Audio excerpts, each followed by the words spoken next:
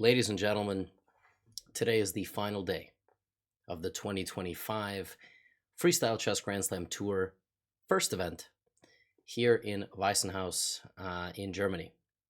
I'm excited to go home tomorrow. I'm excited to see my wife, to see my fuzzy son, and also I'd like to wish all of you a happy Valentine's Day.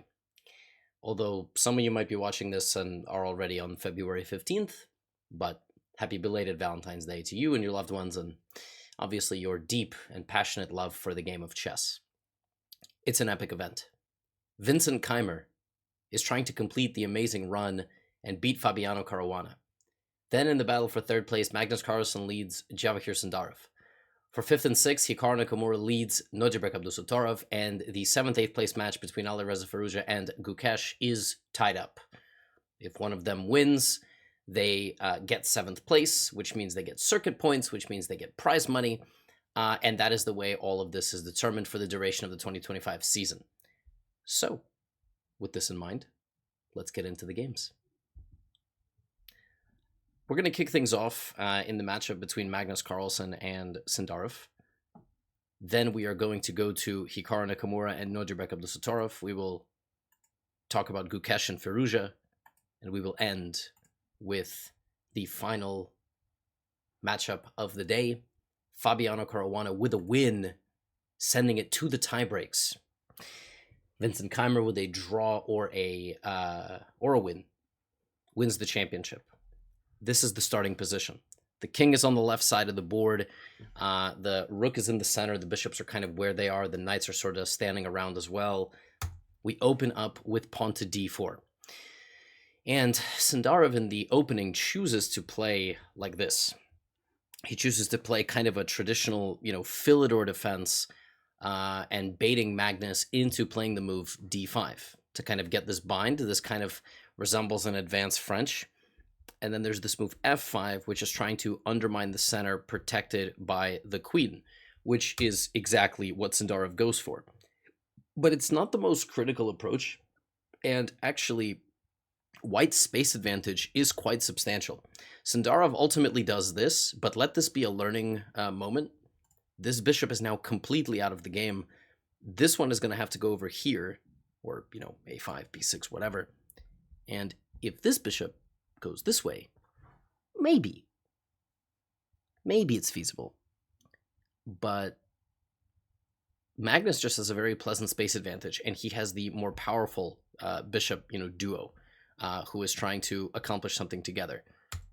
And Sindarov ultimately opts to close the position. I know this gets a gigantic orange question mark, but overall, the position is just very locked. And if you need to beat Magnus Carlsen in the second game of your, playoff, it's going to be kind of difficult to do that here. Ultimately, Magnus plays knight f2, bishop a5, Sindarov trying to get his dark square bishop out. Magnus just brings his other knight and then keeps advancing forward, right? His horses are just kind of galloping toward the center. a3 trying to seal the bishop out completely with the b pawn, so Sindarov gives it away. Now he kind of shows you why he has so many pawns on dark squares. Magnus can go for g3, Magnus can go for b4, or even better, Magnus Carlsen doesn't have to do anything. Remember, he just has to not lose this game. Just a draw. And it's not like it even counts for his official classical rating. So, you can't offer a draw in this format. The rules say you can't offer a draw until the 40th move. Yeah, this is already a very bad sign for Sindarov, and Magnus begins the extraction process. He begins targeting the pawn chains, targeting the pawn on c5, targeting the pawn on f4. You've got h4 ideas as well, targeting the pawn on g5, and Sindarov's position is already very dangerous. It was always going to be difficult for Sindarov, by the way, king and rook teleporting to the opposite side of the board, but I will just say it was always going to be difficult for Sindarov because he had such an amazing run in the tournament, and he came so close to being a finalist against Fabiano Caruana that losing that match, imagine losing a match and then your match for bronze is against Magnus Carlsen. I can imagine it's difficult to summon energy to play at the highest level. Meanwhile, here comes Magnus, right? He's just breaking apart Black's position slowly. Sindarov looking for a little bit of counterplay, but overall, it's just a very pleasant position for Magnus, who controls the center of the board. He controls the king side, and he's just waiting for Jawakhir to ultimately try to create some counterplay. The computer not in love with how Magnus is playing, but it doesn't really matter. The only real chance that Sindarov has to create any form of counterplay is probably to sacrifice material. He does this, just queen b2, and now actually queen b2 was an inaccuracy. If in this position, Magnus, he gives up this pawn, but he would have just crashed through on c5, and it would have led to some really, really wild complications. For example, bishop takes f3. There is also this move, knight takes e5, and then the rook would take the bishop. That is likely where we were headed, and after takes, and takes on f3, at least there is some imbalance being created, but obviously, nothing crazy. And this instead is the move chosen, and knight takes f4 is the beginning of some serious problems. It was just unpleasant for a little while, but now it is genuinely just not looking very good for Java here. He ends up giving away another pawn, and here Magnus, cool, calm, and collected. And you may be wondering, is the knight on f4 hanging? And the answer to the question is absolutely. The problem is that after bishop d4 and something like queen e7, white just marches straight down the middle of the board. Black cannot defend the position because after pawn takes and rook takes, there's a threat on h5, and there is a discovered attack on the king and pin on the king, and the game is simply lost. So Sindarov goes here, Magnus plays bishop takes, just comes back, and now will begin hammering away with the move f4. Magnus building up his advantage, a consistent squeeze. Knight d4, just an absolutely breathtaking move. That is what we call a ghost move. Knight b7, like knight d4 is one of these moves. This is like when you're styling on the opponent. You're in a boxing match and you're just like, nothing that your opponent can do to you is hitting. And knight d4 is like wiggling like this, like Muhammad Ali used to do, in front of the opponent who just simply cannot land a punch. Knight d4, an amazing move. You can't take on d4 because the bishop would take, the queen would come over and hunt the king out of the hiding spot, and now you get this, and this is clean by Magnus. A queen and rook endgame. What else? We start and end the tournament with exactly the bread and butter that Magnus is so well known for. Rook goes to b5. You can give him a check. He's just going to drop back. There is absolutely nothing there. And Magnus wins this game. After 42 moves, Sindarov resigns. He resigned actually a little bit prematurely. He could have maybe moved this king to f6 and probably ran his king to g5, but he just felt that he was losing. And, this game is kind of a statement game for Magnus, even though it's just a game for third place. Sindarov beat Magnus in the round robin. He beat him in rapid, and Magnus Carlsen on his Instagram page has a bio that says GothamChess #1, and then right underneath that it says beating somebody once is not revenge. So he makes the statement here. Magnus getting third place, racking up I think $100,000. Not too bad. Drinks on him tonight. And he gets a good amount of circuit points, but he was knocked out of the finals by Vincent Keymer. More on him later. Now, this is a matchup for 5th place. This is Hikaru versus Nodirbek Abdusattorov. Similar start, except in the Sindarov game, in the Sindarov game, it was d6 followed by f5. What's kind of funny here after c6 is Hikaru could have put insane pressure on Nodirbek as early as the third move. Deep engine analysis, I think, was actually showing. And Vincent Keymer himself, Vincent went to the confessional booth and said that knight e3 would have been a really good move because of the path via c4 and f5 to the d6 square, and the computer absolutely loves the position here for white. It thinks that black is in already significant trouble because white has very good control of the light squares and a very meaningful and powerful space advantage. So Vincent Keymer not just understanding his own positions in this tournament, but understanding the positions being played by other players. Hikaru, though, ultimately goes for c4, and that is not the best move because it allows Nodirbek to bring out his dark-squared bishop and actually build up a pretty solid position, all things considered. Let's keep in mind, however, that Nodirbek actually has to win this game. He cannot make a draw. So even though Hikaru doesn't have as big of an advantage as he might have, overall, he does this very nice rook maneuver. And, the real question is, how is Nodirbek going to win this position with black? He's probably going to have to play a bishop capturing a knight. He's just going to have to look for some form of a pawn imbalance. But overall, he's not going to get it. And Hikaru plays knight f5. He's looking for a trade of knights. He's looking for a trade of bishops, looking to do something. But it is actually Nodirbek who I think here wanted to play bishop takes, queen takes, and then move his rook. he moves his rook first instead of playing bishop takes and loses the game on the spot because queen h3 is a fork. He blunders h7 and he cannot defend the knight, and then he can also not defend the rook on the same diagonal. And this is just simply last day syndrome. Last day of a tournament, last round of a tournament, your brain is just not as sharp. You're kind of checked out. You're ready for your flight home. And if he had taken, of course, the white queen would have been deflected to the g1 square. But Hikaru is now not only not in any sort of danger here, he is also just straight up completely winning. He is up a pawn. Black's position is really, really bad. And Hikaru doesn't have to do too much. He doesn't even take. He just trades off Black's pieces. He plays knight e3, knight f5 check, and he ends up in a position where he's just up a pawn with a completely dominant long-term endgame advantage. Black can't move his king out of the position. Plus 2.5 doesn't even do this position justice. And on top of that, he doesn't even have to win. So there you go. Knight e6, rook d7, pawn to g6. This is a very nice move because if pawn takes, you take back, you attack the knight, and you can't move the knight because rook takes f6 is actually a checkmate, rook h8, knight h4.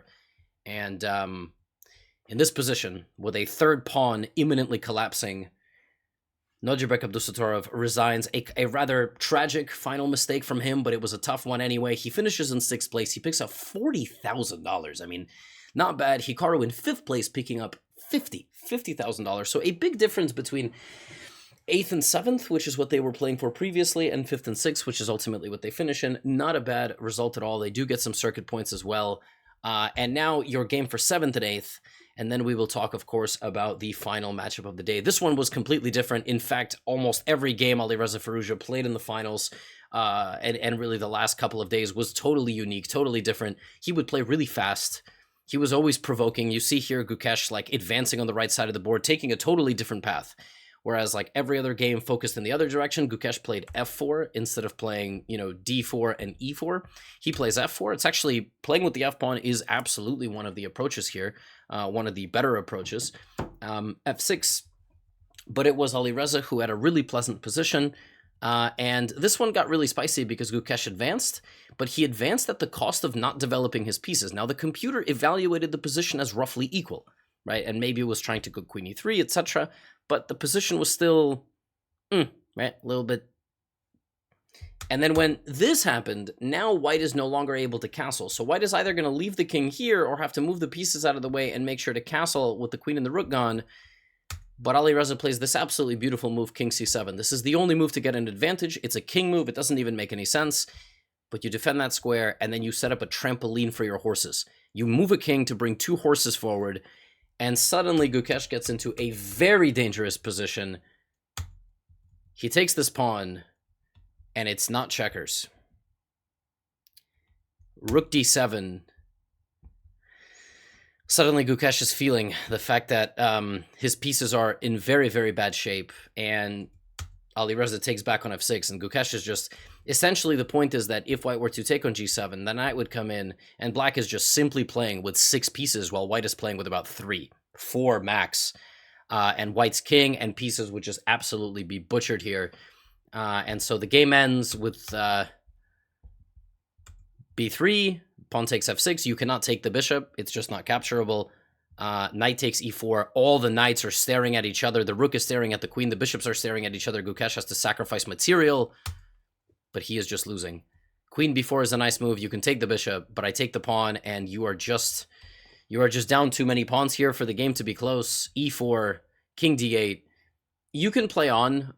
We can play on from here, but after rook e4 and queen a5, black is 2 pawns up, and he has the most annoying pawn remaining on the board, which is the h pawn, which he will then advance, and Gukesh throws in the towel, concluding what I think was a very tough run for him in this format. I don't think he actually got a single win. I have to confirm that before we move on to the final matchup, but and I will do that for you in a moment. But kind of crazy, kind of a crazy. And listen, he obviously has a level of fatigue from being in the World Championship, from being in Tata Steel. But we want to see Gukesh succeed, and yeah, Gukesh played I think 15 games of chess. And he didn't win. He had a lot of draws, but ultimately coming up short, and I hope to see him bounce back. A tough tournament for him here, and you know, for Alireza Firouzja, he finished at the top of the round robin. He definitely did not want to finish in 7th place, but that's how it goes sometimes. So hopefully we see both these guys bounce back. Gukesh actually is guaranteed a spot in every single freestyle event this year because he's the world champion. So it's great to show that they're showing him that I mean, it's not like they're not even showing him respect. Of course he deserves the spot. Like, you know what I'm saying? But it's great, and I want to see him improve and score more points.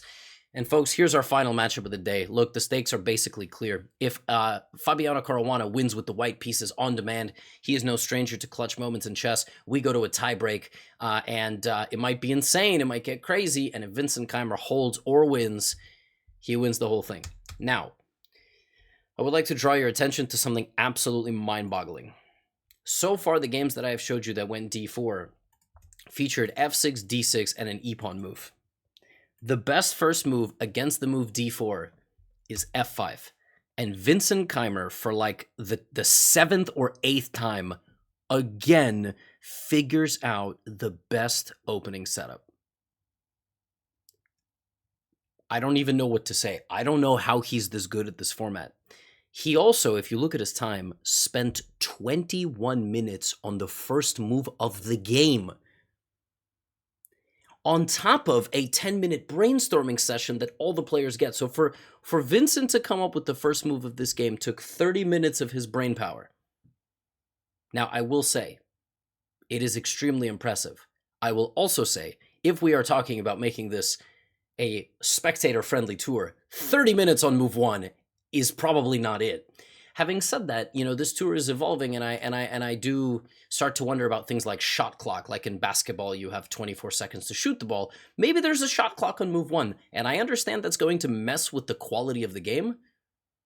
But isn't that what rapid and blitz chess is all about too, which we find a lot of fun? In rapid and blitz chess, you're also messing with the quality of the game, right? So, you know, in this format, maybe it's not the best idea because everything is so random, but I'm saying that in the long run, it's just an idea. I don't know if we hate that idea, but Vincent Keymer is just dazzling, and he plays the computer's best setup. The fact that Vincent attacked the center with 3 pawns shows you how unique of an opening he chose compared to the other players. And after pawn takes e5, he seizes back control of the tempo of the game. He's trying to take with the knight and just simply have more space, not allowing white to pull off some of the opening ideas that happened on some of the other boards. The point of f5 is that e4 just doesn't work, and this has been the correct setup that works so well in the Hikaru game and that works so well in the Magnus game. And this game was crazy immediately. Fabiano spent 20 minutes on his next move. He was probably calculating the move e4, which leads to some really complicated stuff. He ended up just going f4, which secures the pawn in the center, but after knight h4, that's kind of crazy. That pawn's being taken and the rook is being trapped. So here Fabi can go knight e2. He can't go to e3 because that pawn would advance, but knight e2 is a possibility, and I guess Vincent's idea was take here and, I mean, maybe something like knight e6, and after e3, the game goes on. And, you know, Vincent is not losing here, but this is probably what Fabiano should have gone for. And the point is, in that position, black spends so much time walking with the horse and eating hay. You're eating grass on the side of the board, and you're just trying to catch up in pawn count because you gave one away. But instead, Fabiano senses that, you know, time is ticking, the position is spicy, and he goes for c4, which is given a question mark by the computer, but is a very deep idea. The computer is giving it a question mark because it's making an assumption based on the depth of the current game review setting. So it's not a question mark, but it's giving it a question mark. And the point is that you are asking black, what's the plan, right? You're asking black, hey, you want to take, or do you want to take this? If the knight takes, we go bishop a4, we target a rook, which, by the way, is completely unprotected. Nobody's defending the rook. If you don't take the rook replaces where the bishop was. That was kind of the other idea. Vincent ultimately takes, and here Fabiano spends a long time, maybe because he didn't appreciate the power of d takes c4 at first, maybe because he had something in mind. But I mean, when he played c4, of course, pawn takes c4 would have been a possibility. Maybe Fabiano wanted to play knight e3 or something, but ultimately he goes bishop a4, c6, and strikes the center. And, you know, those of you that are watching the recap with attentive eyes notice that black's position is only good if they find one move. Otherwise, black is under significant pressure, actually, because white is taking over the center of the board. This knight is still a bit stupid. You know, the rook is going to go here or even to this square, and then you'll move the queen up, and then you'll long castle, and this rook will come here, and you will have a dangerous counterplay. But Vincent Keymer, to take a turn from poker, finds the cooler once again. And the cooler is the counterplay g5. This move is so savage. And the point of this move is that if you take on f5, I counterattack you. And I mean, everything looks fine. Take, take, take, but you can't because the knight is now forking the queen and the rook. That's the problem. And what's even crazier is if you take the pawn, it's not that the bishop is taking the pawn that loses a bishop. It's that the f-pawn sneaks through. This is such an absurd and deep concept. Like, I don't even know what to say. This is unbelievable. All right? Here we go. Knight takes f5 is the only move, okay? Knight takes f5. Pawn takes f5. Queen takes f5. Bishop c2. And queen takes f4. The queen is booted backwards. All of this basically forced. Okay.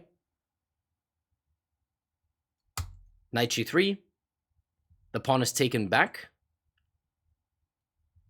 And Vincent, queen f4. Trading the queens, trading the pieces. Fabiano Caruana probably has no more winning chances in this position. I would also like to say something right now. Up until this point in the game, Vincent Keymer played with 99.2% accuracy. 99.2. Everything he did, all of this, was correct. Pawn to c4 was not the best move, but everything else by Vincent, everything, the whole navigation of the position was correct, and we find ourselves in a position where Fabi is just out of ammo, to quote David Howell from the live broadcast. Knight takes on g2. Rook goes back to g1. Knight drops back to e3. Fabiano, this is a gamble. The gamble is that after the knight takes the rook, you try to swarm in with the rook and with the knight, and you try to attack checkmate, and you try to attack this. Vincent Keymer was having absolutely none of it. In this position, he could have played a5, which actually would have won black the game, because he would have ran his king out to safety, and white isn't in time to get everything that he wants. Instead, he castles and ultimately just trades down to an endgame where he's up a pawn. The only benefit of the position for white is trying to run up the board and make a queen. Vincent doesn't let it happen. He stops the pawn from the other side. And now what I had missed during the live broadcast is that white's king is stuck in a whirlpool. The rook just keeps checking. You can't run away because you would lose your entire left side of the board. You would lose your bishop. You would lose everything. h5 check. And Fabiano Caruana repeats moves because I got news for you. There's nothing else he can do. If he runs out here, he's going to lose his bishop. If he runs out that way, he's going to get mated. Ladies and gentlemen, the players repeat the moves. Vincent Keymer eliminates Fabiano Caruana in the final 1.5 to cap off probably the greatest run in recent chess history. This man finished 7th place in the round robin. This man beat Alireza Firouzja, who chose him as an opponent.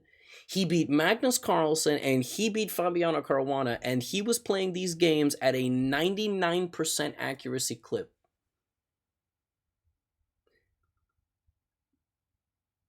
Magnus finished in 3rd. He had a pretty good bronze medal match. But the way that those two games went down against Vincent was just sensational.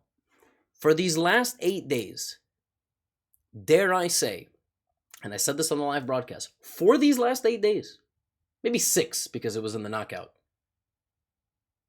the best chess player in the world, in this particular format, for the first time in a decade and a half, we can say maybe it was not Magnus Carlsen. Magnus Carlsen, best player in the world in classical rapid and blitz. It's up for debate on bad days that he has. Maybe it's Hikaru when they play a blitz or bullet on certain days or moments. But Vincent Keymer for the last 6 days was the best freestyle chess player in the world. His understanding of every single position was from another planet. Now, the only question is, can he continue this in Paris? Paris is the next event. It's 12 players. Hans Niemann has been given a wild card. There will be more spots up for grabs. Magnus is qualified. Fabiano's qualified. Arjun Erigaisi is qualified based on rating. Keymer is qualified. Hans is in. And I think probably Hikaru. I forget if I already said it, but I think based on certain rating lists, that's how it works. That's all for me, folks. This was a very fun event. The team here at the Weissenhaus Resort was definitely, you know, a team that made it special and memorable. I was just a commentator in social media. I was working from here. I was trying to, you know, promote the event a little bit as well. That was my role.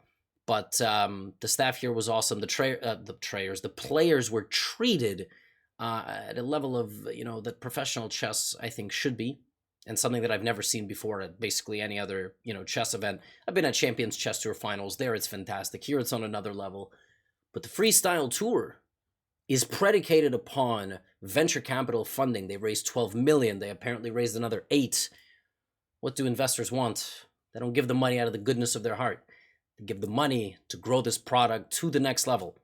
We'll see what my future holds as it pertains to being involved with freestyle and, you know, whether it's advising for how to grow this whole tour, whether it's just being here on site for commentary and social media, or whether it's staying at home and just doing recaps.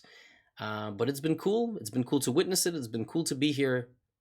And what a better story than Vincent Keymer winning the entire thing on home ground here in Germany. Just awesome, awesome stuff. And we'll get back to regularly scheduled chess programming. I do love my standard chess position.